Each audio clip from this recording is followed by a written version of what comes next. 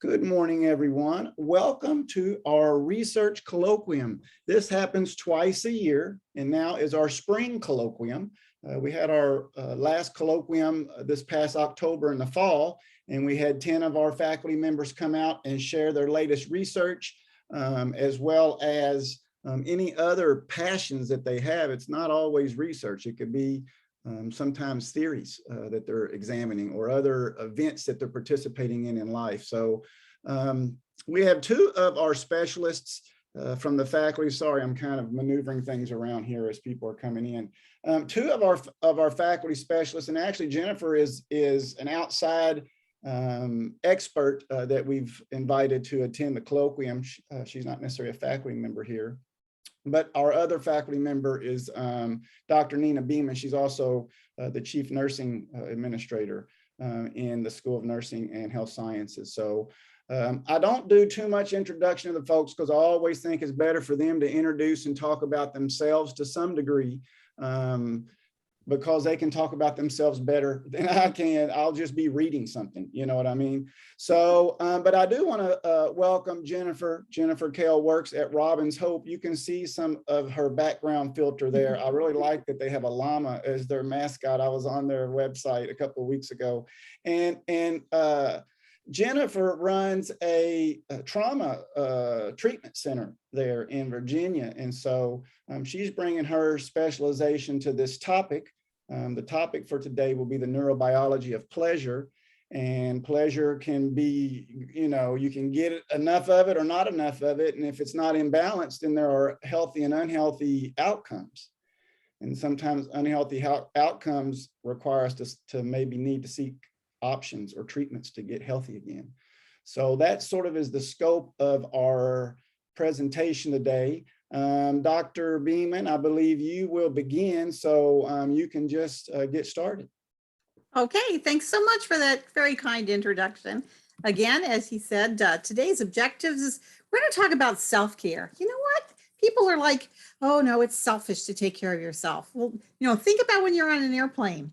If you don't take care of yourself, you can't take care of others. And that means either as a healthcare professional or as a teacher, or hey, as a parent or a grandparent or a friend or a neighbor, we got to take care of ourselves. And there's nothing wrong with that at all.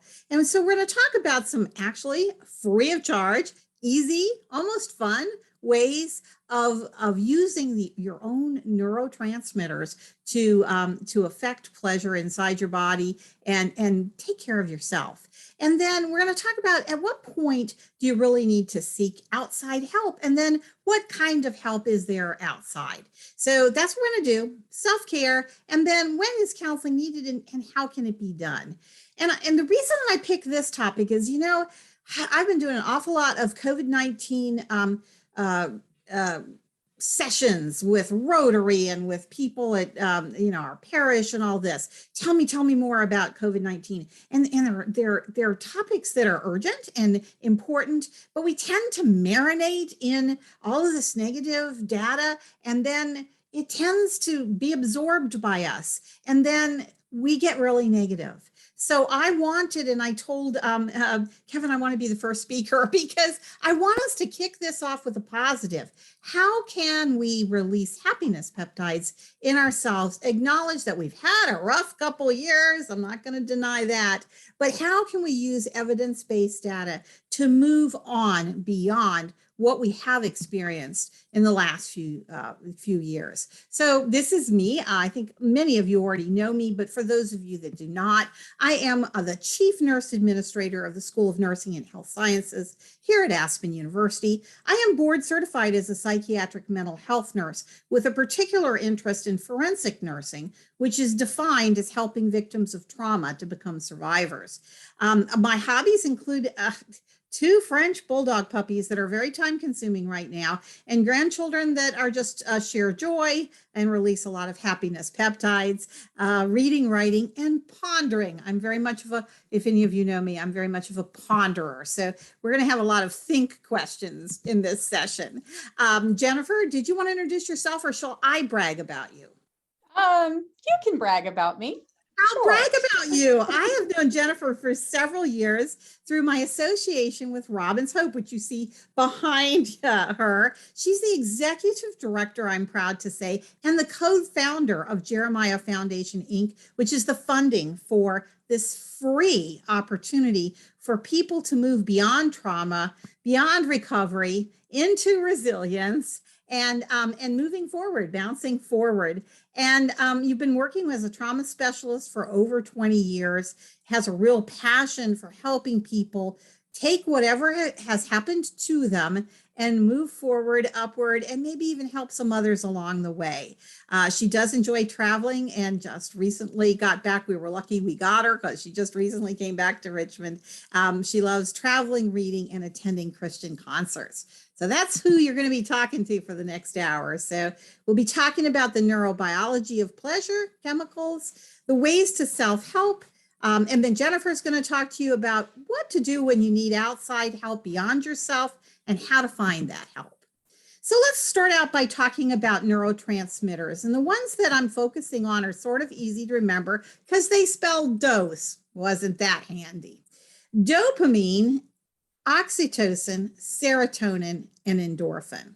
So what are these? Well, nothing in our body happens by accident, and these are primal spurts of communication, neurotransmitters in the brain that transmit across neurons, across nerves, and say, wow, that was good, let's do it again. That's basically the message, that's the email that they send.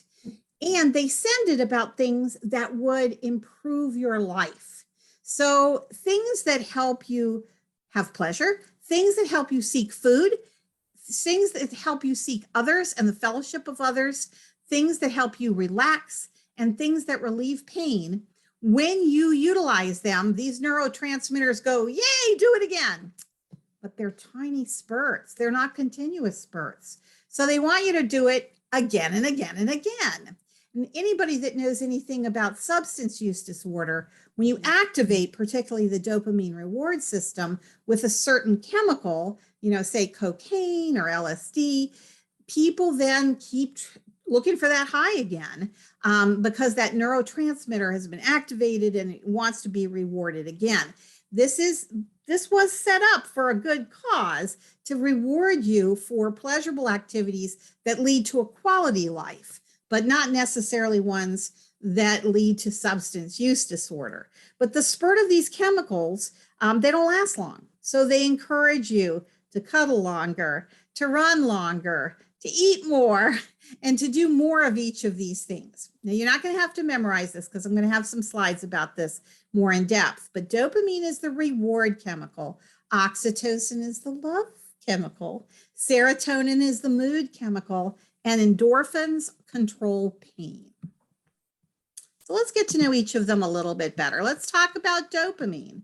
Dopamine is involved with movement, with memory, with pleasurable reward, behavior and cognition, that's thinking, my pastime, right? Attention, inhibition of prolactin production, sleep, mood, and learning, a lot of activities. So how do you stimulate this reward chemical without going and getting cocaine or heroin or, whatever?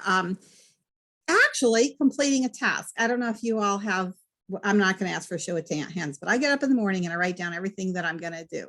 Anybody do that? Okay. I do. Because you know what? I really like crossing it off.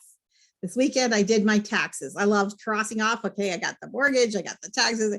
I love crossing things off lists. And every time I cross something off the list, believe it or not, a little spurt of dopamine goes off in my brain. It says, yay, Nina, you crossed something off the list. Those of us that have a little bit of OCD, we get even happier about it. But dopamine rewards you for completing even small tasks.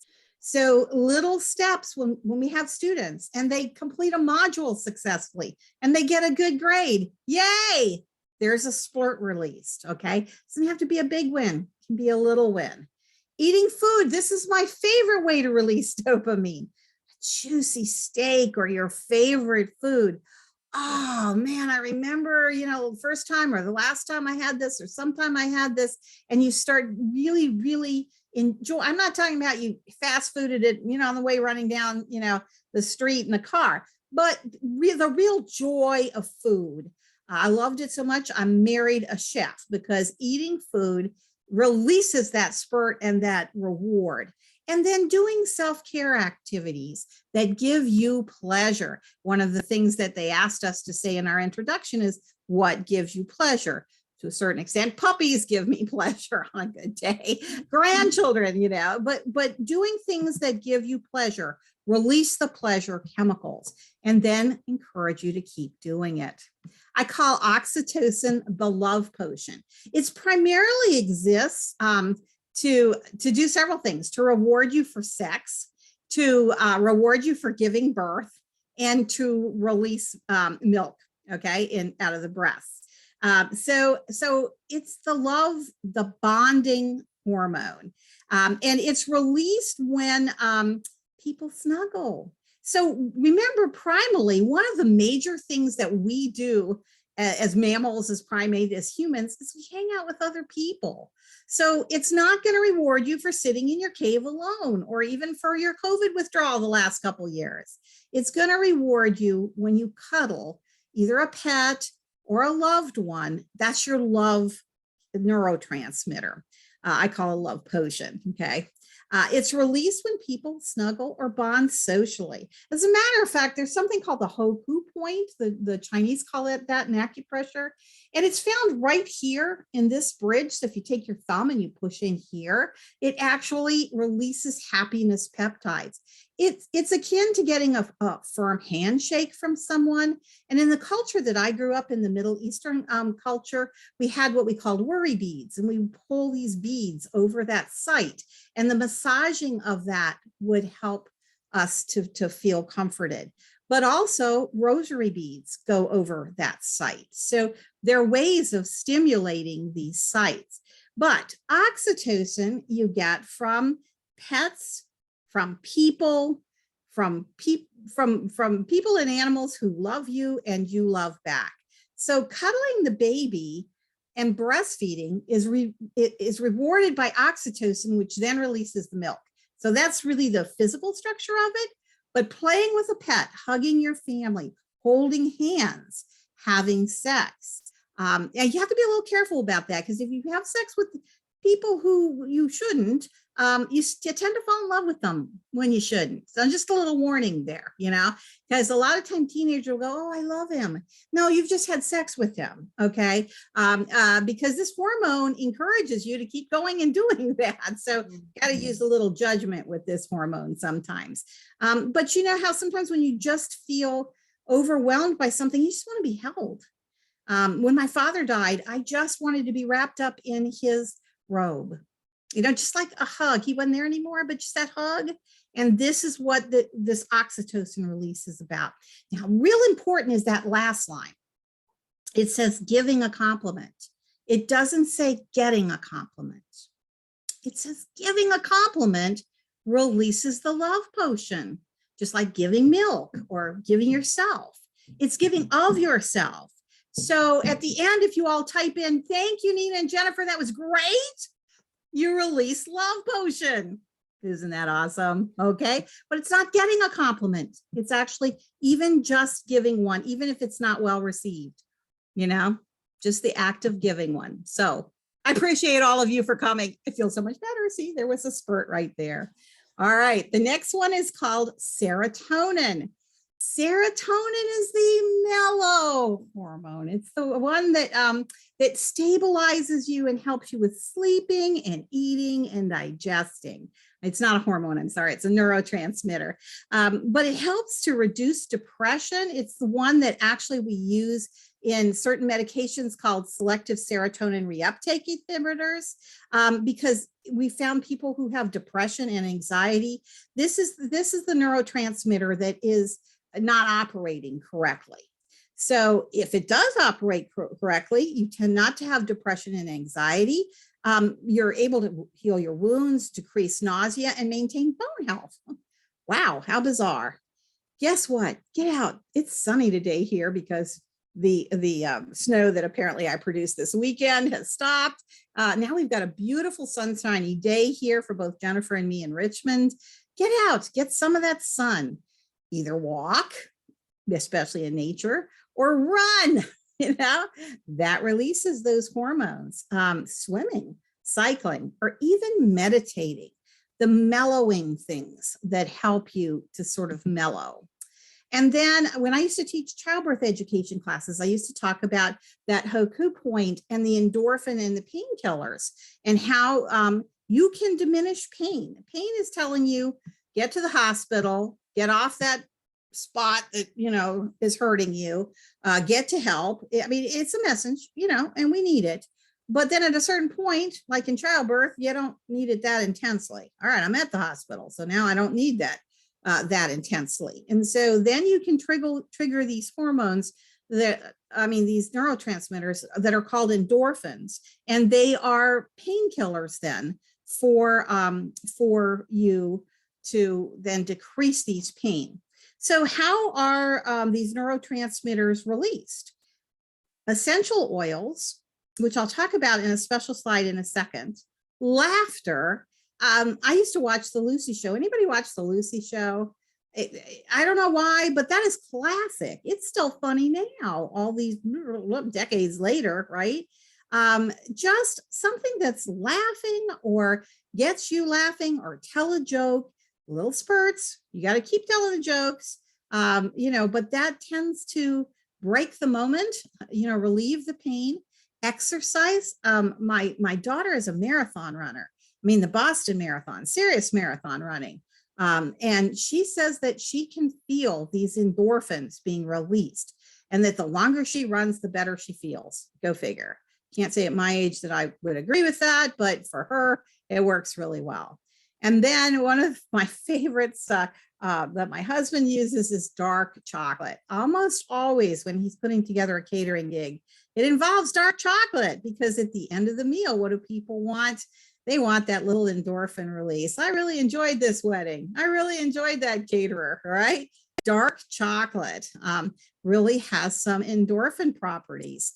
And as I said, even watching comedy is particularly helpful. So, if you're in a lot of pain and you've gotten to help, then, turn on a comedy show. Don't turn on something that's going to pull you down. So let me talk a little bit about essential oils, because I've actually learned a lot from my husband, who's a chef, because the French put essential oils in food. So he will make, for example, lavender rice. If you all ever had lavender rice, you need to have lavender rice.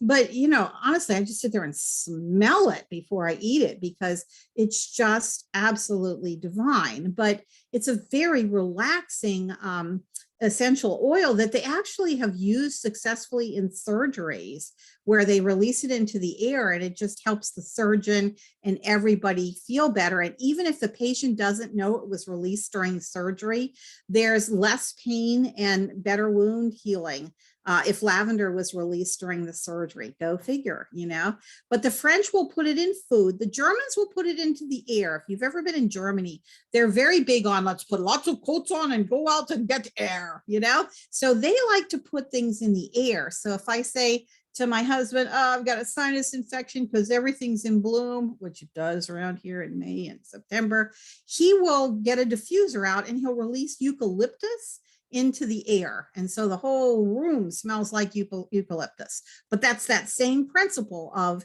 why take a pill when you can release eucalyptus into the air? And then the British, of course, like it in their tea. So chamomile tea will help with sleep. And they have a full range of different teas. There was one, because I'm very sensitive to this, we went to Alexandria for our anniversary, and there was a shop called Spices and Teas. I walked in and I said to the gentleman, well, I don't have COVID, because I definitely have my sense of smell, because it was absolutely overwhelming. But my husband spent an hour in there getting all of these different essential oil teas for all these different cures that he does. And people come to him and say, I have this illness. Can you put something in the food that is non-medicinal? these essential oils have been around, folks, before there were pharmaceutical companies. And the British and the German and the French, they know it. And we're just catching on. So this is my favorite part. This is also one of my grandchildren. Are you laughing? Okay, that releases a little of those neurotransmitters. So what I'd like to do, and again, I told you I wouldn't be setting you all up for failure. So we'll move on from my granddaughter to the review. Looking at these, I would like you to share, and the trouble with being the speaker is I can't see the chat. So Kevin or Jennifer is going to have to help me with the chat. Or you can turn on your microphone and share with me, how do you release your neurotransmitters? And I have a review sheet in front of you that you can choose these, or you can choose something else. So what do you all do?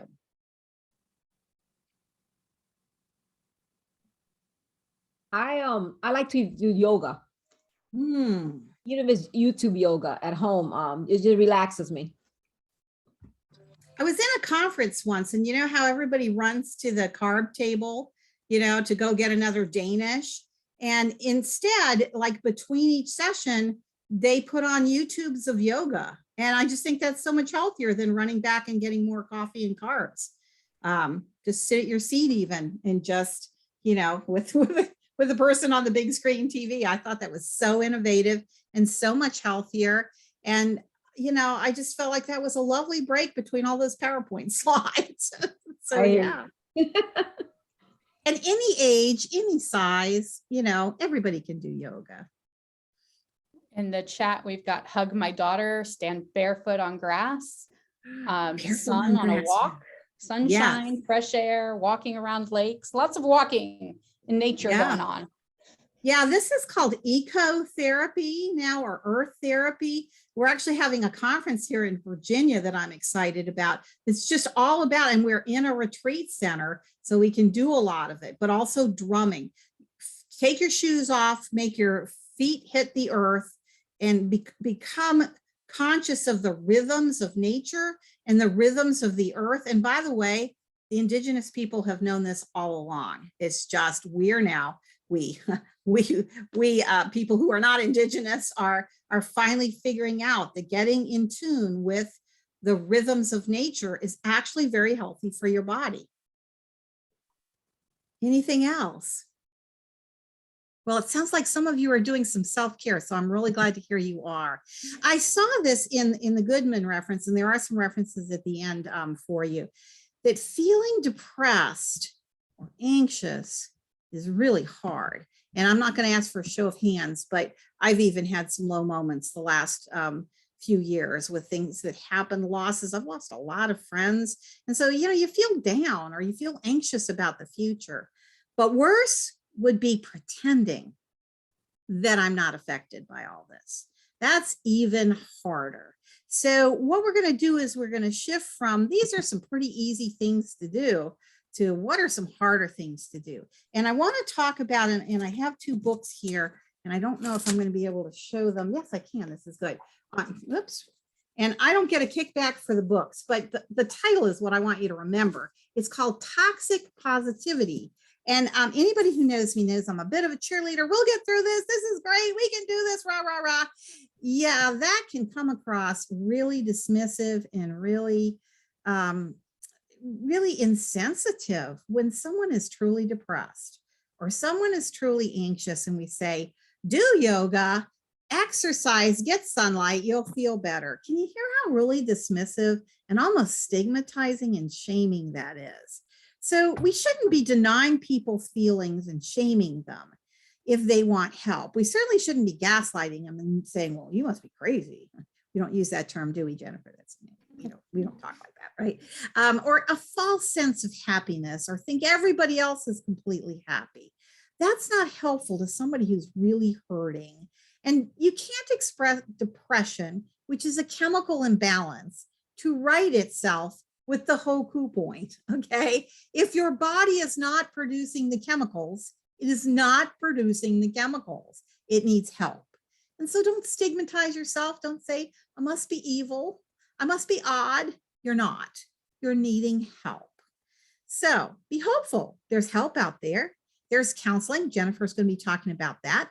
There's music therapy, one of my favorites, and I actually have another presentation on that if anybody's interested. There's nature and earth therapy, which we touched on, and that is get barefoot, not naked, just barefoot, okay? Go out in nature, and maybe with some sunscreen if you're fair skinned, but get out there in nature, because nature is natural, and that your neurotransmitters react to nature and natural. Art therapy, very, very therapeutic to get out your feelings. Maybe your feelings can't take on words, but art can express some of your feelings. Transcranial magnetic stimulation, that was one of the places that was pioneered was here in Richmond.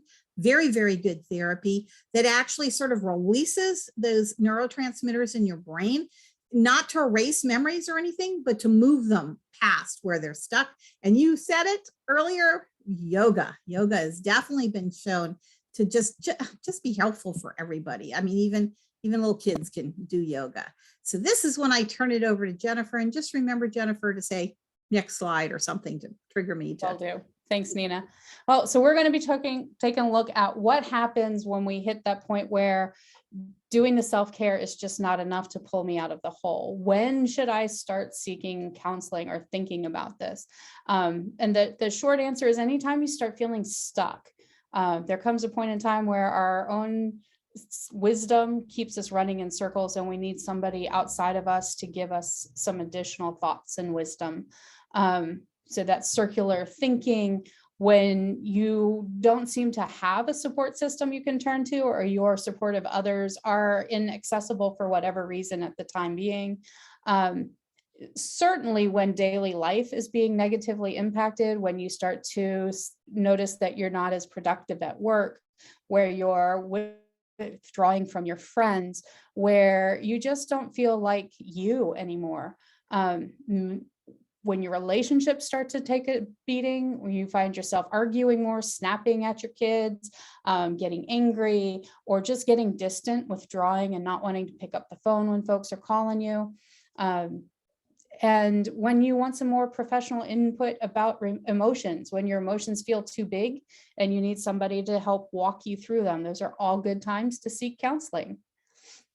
Next slide. So the next thing I thought about was, okay, so what are the barriers? Now that I've thought about counseling, I've decided to go for it. But some of the things that keep people from accessing counseling are not having insurance, having a high deductible, or they can't afford the copay. Even $30 a copay, if I have weekly counseling, adds up to a fair chunk of change, and that may put me off of wanting to seek it.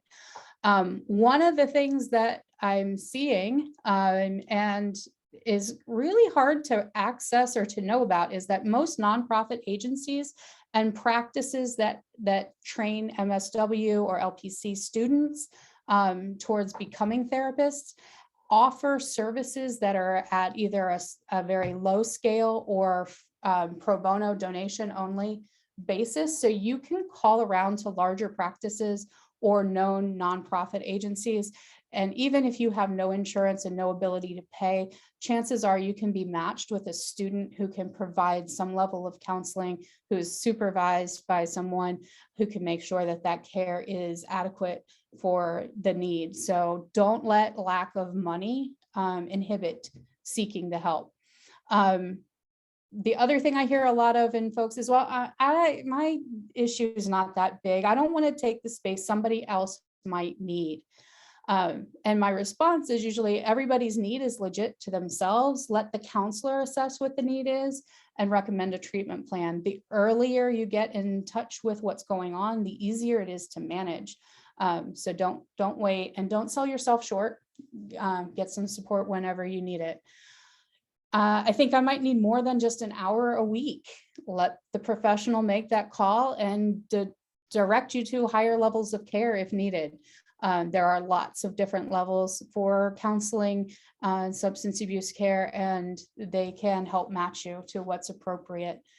Currently, with COVID, there's lots of outpatient practices that are full or having long wait lists. That's probably going to get worse before it gets better, and that's a very real barrier. Here at Robin's Hope, we counter that by accessing support groups. So we are in person in the Richmond, Virginia area, but we also have online support groups that are available from anywhere that has internet access. Our groups are free and open to the public 7 days a week. We focus on resilience building and getting through traumatic situations. COVID is a trauma, so we are all getting over traumatic situations. Our programs are peer run, which means that folks who have lived experience of traumatic stuff themselves have gotten some training on how to use their story to help others to heal. And they are facilitating the majority of our groups, although we do have clinical staff also co-facilitating and doing some groups also. So things like that, where people can come together and you can create a healing community, you know, you're not alone, are very helpful. Having peer run stuff is extremely helpful, because then there's other people who have been through what you've been through. They can offer hope, but they can offer, hey, this is what helped me, you might want to check it out. And adding that to a continuing effort to find your individual counseling, or if you're waiting on a wait list, having that to hold in place until you can get the specific targeted support that you're needing, are all good options. Next slide. So the continuum of care, when we look at, well, what are the range of treatment options that are out there? The lowest level of care would be the community support, which would include 12-step meetings like AANA, peer run centers like Robin's Hope, yoga, support groups, coaching being more for when I'm not feeling like I'm in a negative space, but I want to optimize positive space. Bible study groups are great too. They keep us growing and moving ahead. And peer groups, when I get together with friends and we laugh and release our neurotransmitters that make us happy.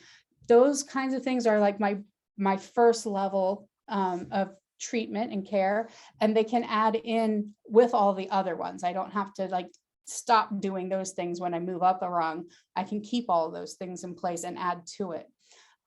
There are yoga instructors that are trauma informed. There's yoga for 12 steps. There's therapy yoga. I'm hearing from my yoga instructor that she's getting trained in that. So lots of interesting stuff going on in that realm. The typical thing we think of when we think of counseling is outpatient counseling. I go to see my therapist. It's once a week. It lasts about an hour.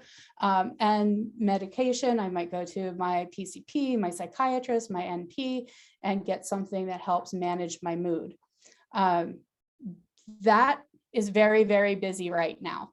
So if you are needing that, do absolutely seek help, but have some patience, recognizing that there are a lot of people seeking care right now and practices are getting really busy.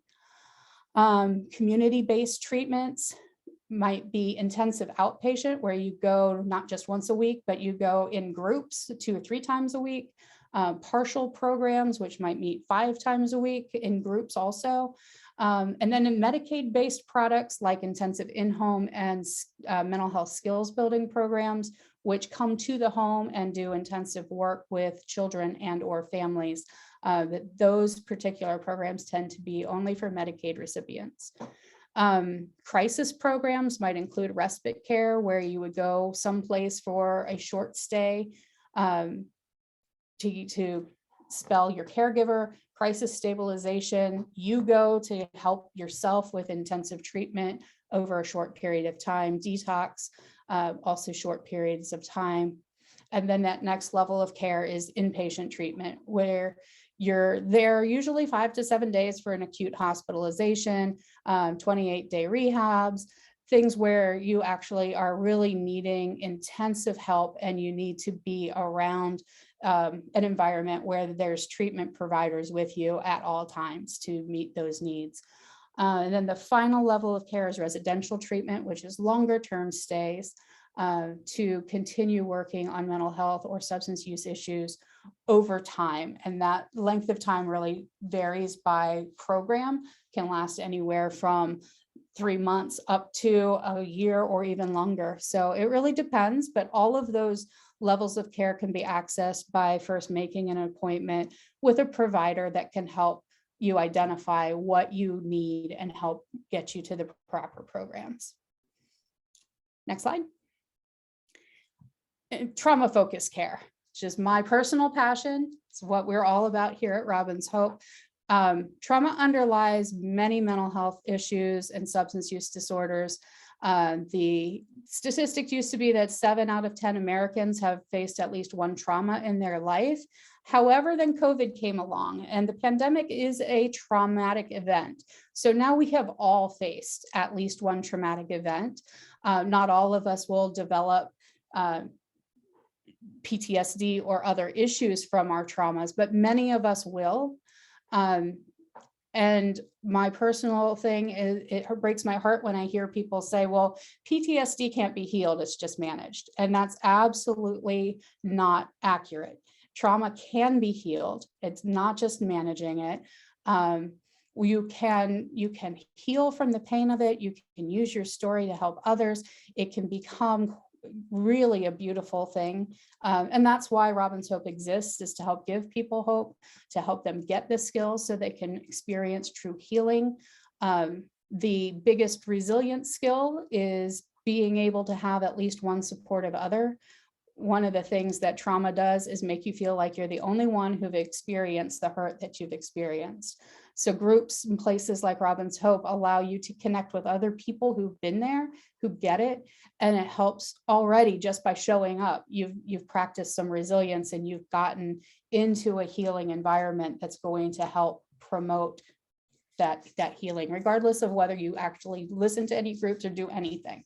Just knowing that you've got people that support you is already a treatment intervention.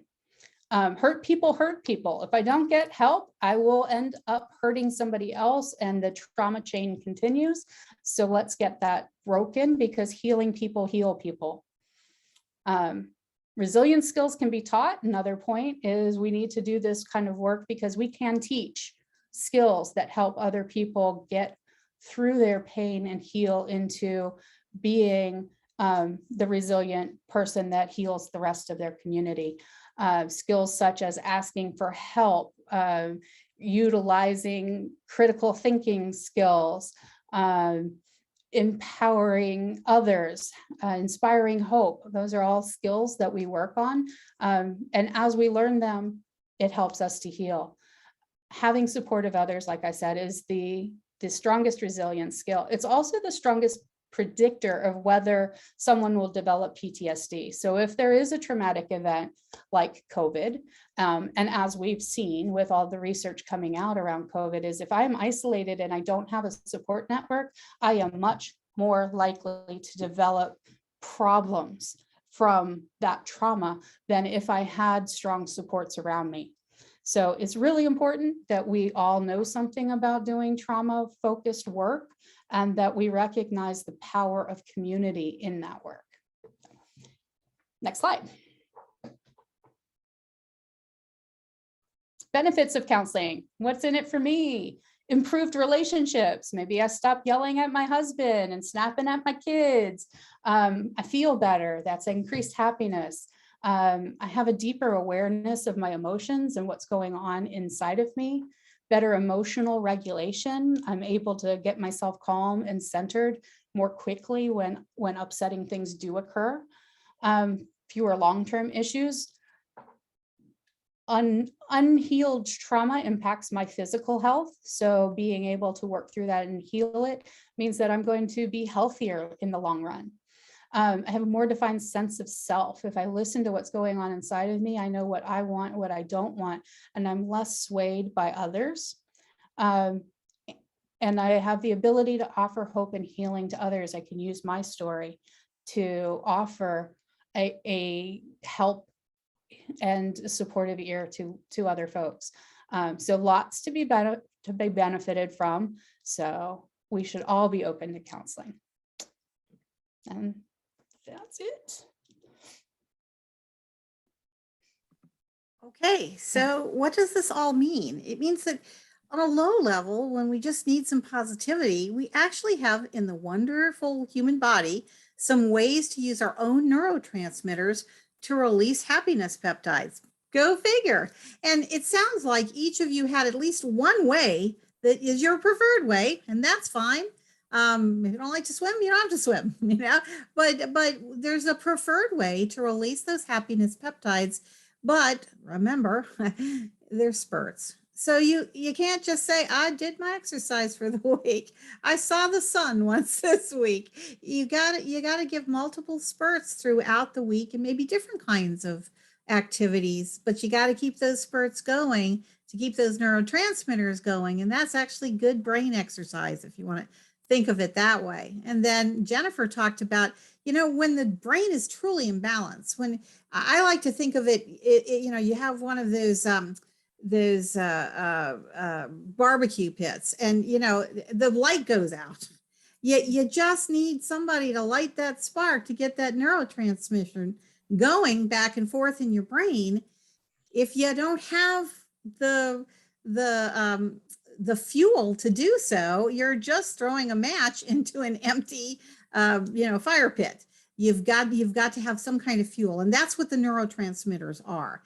And sometimes it just takes that that trained counselor, or even, you know, maybe a good friend if it's just on a community level, but someone that you reach out to that is trained and knows, you know, how to help you get those neurotransmitters reestablished. Do know there's some good medications out there. There's some good therapies out there. It's not hopeless. As Jennifer said, it's not hopeless. We can help to really heal.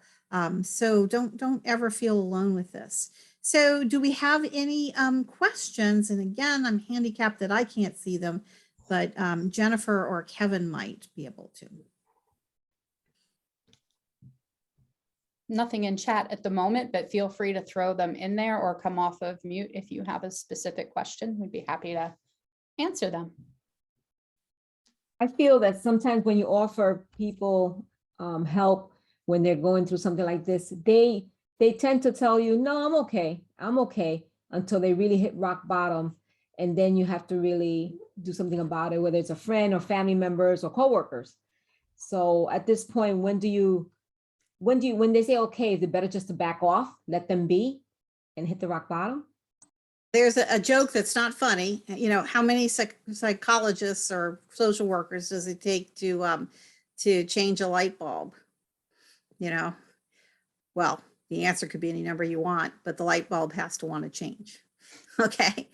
So if the person doesn't want to be changed, it's a rocky road, but always be available. You know, I know right now you think things are fine, but I want you to know I'm here, or, you know, Robin's Hope is here, or, you know, here's my number, and mean it, and really be sincere, because sometimes this gets worse and you may need more help. And I just want you to know, either me or I know people that I can connect you with, because sometimes, and I found this with domestic violence, you have to say it like 7 times to a person before they'll finally say, I need help. But the light bulb has to want to be changed.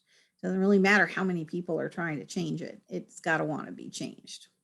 And I think too, we're still battling so much stigma around mental health and substance use disorders that becomes our protective stance. So if you have personal experience that you're comfortable sharing, that helps to lower some of that. I know when I was, you know, feeling rough, I went to a counselor, and that really helped me. If you like, I could give you their number. It might be that, it might be being very specific about what you've noticed. Like, I really noticed that you're snapping at people lately, and that's not like you. I'm concerned. How can we help? You know, or if you're not ready, that's fine. You know, but know that I'm here when you do want, you know, if you do want a name or you do want somebody to go with you, I'll be happy to accompany. Thank you. Well, and I just want to emphasize something that Heather, Dr. Frederick just did there, which was, I believe Jennifer was mentioning that the most important characteristic of those who can deal with the struggles of life and all of our imbalances are those who have a support group. And Heather just said, I know somebody. Nina did too. Jennifer, we all know Jennifer now, so we know somebody who can give us counseling if we need to seek, some additional help. I know we're smiling and laughing about some of these topics and they're not funny, but it is a safe environment right now for us to be able to sort of open up about things. And so I appreciate Heather offering that. Are there any other questions from the group before I sort of step in and coordinate a couple of questions for both Jennifer and Nina? Okay, I think the important thing too is to realize some of this stuff happens so slowly. A trauma is a trauma, boom, the next day you're kind of traumatized, right? Although the COVID was kind of probably a slow progression before we started getting serious about it. And then all of a sudden, some of us were more traumatic in the sequence than others who were still in denial. But the point is, I think some of our imbalances can happen slowly over time, and we don't realize that we're feeling different to the point that now just feeling different just seems normal. I'm just always just kind of moping around. And now it's normal, but we didn't realize we got into that state through a very slow progression. And now we're in that state and can't realize we're in the state. What is it? You boil the frog slowly kind of scenario, Yep. where you don't realize that you now are unhealthy. Anyway, thank you both, Nina and Jennifer, for your presentations. The point of that was to provide some background before we get into a couple of the questions that I would like to ask. Well, let me just comment on that neurotransmitter. That insidiousness is very dangerous to your brain because it depletes. Your brain is set up to be able to fight and flee, and protect itself from, oh my gosh, there's a monster, I dealt with it, whatever. It's that insidious day after day after day that wears out your ability to make the neurotransmitters and can lead to a very major depression or panic attacks, anxiety disorders, whatever. So while you're saying, well, it's insidious, it doesn't seem bad to you, it's very devastating to your brain. Does that make sense? Because over time, your brain is just having a daily bombardment of being in what we call a sympathetic, a reactive mode, instead of being able to relax, replenish, refresh. And that's what all these little squirt things are meant to do: relax, replenish, refresh. If we didn't take the time throughout COVID to do that, we may have built up a situation in a brain where we aren't making neurotransmitters, and that's known as major depression. Well, and I think it's a characteristic of many of our soldiers. When you're in a scenario where it's life and death 24 hours a day, when you sleep, when you eat, when you use a restroom, when you take a shower, all day long, right? You're in a state of I could die. They never have a chance to kind of turn it off. They're constantly in this state of overproduction of certain neurotransmitters, probably to the point where they then get depleted. Correct. And now that we'll start seeing, and PTSD obviously is probably the most prevalent among our soldiers than other types of groups, police officers, people like that who have life and death. Anyway, very important stuff. Okay, I'm going to switch gears for a second and let me ask both of you this question. And that is, how can or does social media play a role in the neurobiology of pleasure, good or bad? And then how can treatment options be available? And are we actually noticing, we've moved more into technology to help folks and we can reach more people, as opposed to, hey, you have to kind of live in Richmond, Virginia to come over here and attend our focus groups. Or has social media allowed us to be able to have a broader reach, even though unfortunately social media may be the danger, it may be the one causing the problem.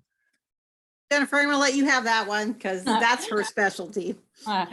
So, social media can become an addiction, just like so many other things, because it is that initial hit of dopamine to the brain. Oh, I got a like, yay. And then for younger users, then we start looking at what are their thoughts about that. Like, I think for those of us who have been around before social media, it's kind of fun and it's nice, but we don't put all that much stock in it, where younger kids who are just developing their sense of self may go, oh my gosh, they didn't like it. They don't like me, and internalize that. And then it becomes a bigger issue. So we see some of that. And my personal bent, I'm highly biased because I do group work, is that part of our healing that is to get them into a wider social network where they can experience relations face to face, or even on Zoom, sort of face to face, right? But we're at least having live interactions with real people that can be very helpful for that. I think that the social media helps us reach out. In COVID, certainly when we weren't able to get face to face with folks, we could still do Zoom and do lots of stuff on Zoom, and we found ways to adapt, and it's helped maintain some of that connection. And as you pointed out, Robin's Hope went virtual. We were able now to reach a much larger audience. We have people from all over the world signing in now. And it becomes a lifeline for people who are in more rural locations or remote locations that don't have a support network in their hometown, but can find it online. I know a lot of 12-step groups are now doing 24/7 meetings so that there's always support whenever anybody may need it. So there are a lot of positives that come out of our virtual world, as much as there are also downfalls with virtual world. So I think we're just in a really interesting time where we're starting to be able to identify and harness our strengths, and also identify and start to study the weaknesses of the electronic age. Yeah, I'm kind of curious where if there's sort of generational differences in terms of the types of stressors and the types of solutions that you see. So for example, maybe the things that may stress people of my generation, I'm 52, is, oh my goodness, what is this stuff happening over in the Ukraine right now? Oh my goodness, we were like 100 yards away from a nuclear explosion over there, when if that bomb had been a little bit closer. That's the stuff that I worry about and get stressed about, and what's the next sequence of events that could affect the entire planet. You know, it doesn't affect me now because it's in Ukraine, but I know within some very short steps, it could affect me no matter where you live. You know, I don't think a teenager worries about that.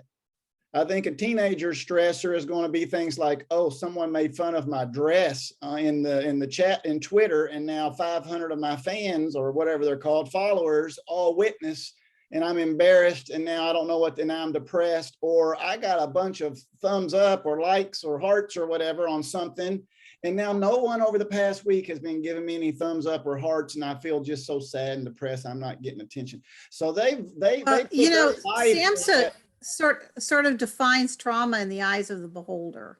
So again, what one person might consider to be traumatic is not necessarily seen as traumatic by other people who, like you said, maybe they've been in war zones enough. And this is not, my kids always say, you know, mom saw all that traumatic stuff in the hospital and she comes home, you know, a little cut is not traumatic. It's traumatic to the child, but it's not traumatic to the nurse that just came from the ICU. So trauma is definitely defined in the reaction of the person. And resilience is also highly personal. And it's not even culture. It's not even, some people are overly dramatic and some people are not. But I think some of you know that I came to this country as an evacuee from a war zone. And I was a child and I was vulnerable and it was scary. I will tell you, yes, I am having some triggers, but being evacuated as a child is very scary. And I went on to get a doctorate in disaster management because I'm committed to spend my life helping victims become survivors, as is Jennifer. My brother, on the other hand, is because of that instance, and we were both side by side in this, sort of feels invincible. He jumps out of planes. He climbs high mountains. I mean, he takes huge risks that I did not drive yesterday in the ice storm. You know, I mean, they're two people about the same age, same traumatic episode, that not only view it differently in some cases, but do different things with it. And you know, it might have been, there were people there that just drank. They didn't even speak. They just drank all day long. Or they would curl little balls and hold everything they owned close to them. You know, I mean, there were some pathological responses that you wonder how those people are turning out now. But some people respond very heroically in certain situations. Other people later will need trauma care, and then other people will end up killing themselves. So, and there's some research to try to figure out what causes it. And I would say the response, the event is interpreted by an individual and the response is highly individual. Does that answer that question? Yeah, that's a very good clarification, that it is almost like the trauma is in the eye of the one who was traumatized. You know, what may be traumatic to one may not be traumatic to another. And their responses, even if it's traumatic to two people, their individual responses to the trauma could be different, and therefore their therapies and their et cetera could all be different. So I think the point there is everything is somewhat individual, but we have At Robin's Hope, at Robin's Hope, we use the definition of trauma as something that overwhelms an individual's ability to cope, which kind of gets at that individualized thing, but also gives you, the better your coping skills are, the better your resilience is pre-trauma, the better your outcome is. And the less likely you are to experience as traumatic. Yeah, and then the examples that we see in society and media and everything else on how other people respond to trauma, unfortunately, can mislead us to choose bad choices if their selection of how they respond to trauma involves violence or some other, you know, thing that does sometimes happen when people become overwhelmed and suffer from mental illness. Okay, very good. I do have one more question where I'll let y'all sort of finish on some words of wisdom.